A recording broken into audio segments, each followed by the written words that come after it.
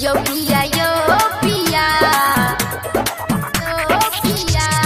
presented by Chandrika Music. Ibrahimpur माँ Gayatri recording studio. हमरा लागलिया नींद रानी सुत दिया आई मौसम के मजा तनी लूट दिया। अच्छा उठने हमरा लागलिया नींद रानी सुत दिया आई मौसम के मजा तनी लूट दिया। किया कोयली के आँख में है शोर भगले। यो पिया उठू ने भोर भोगले। यो पिया उठू ने भोर भोगले। है हटू यो पिया आप सुन रहे हैं सावरिया म्यूजिक। उठू ने भोर भोगले। हम जागै छी रात अहाँ सुतै छियै अहाँ ताहि से सबेरे जन उठै छियै।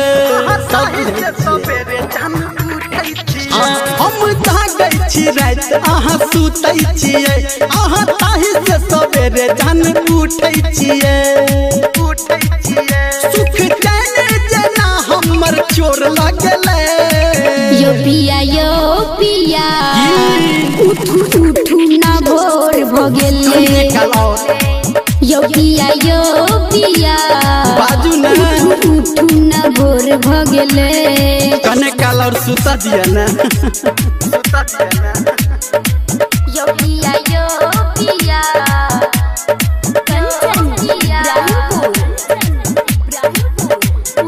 उठू ने भोर भोगले। अहाँ अंगना में जाके तबे काम करू भोरे भोरे ने अहाँ हमारा से लरू।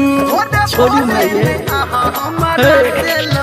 अहाँ अंगना में जाके तबे काम करू भोरे भोरे ने अहाँ हमारा से लरू।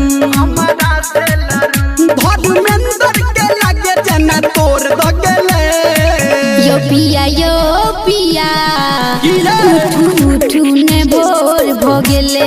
उठबे करबै यो पिया बाजू ना उठू ने भोर भोगले। नहीं मानबै ना। उठू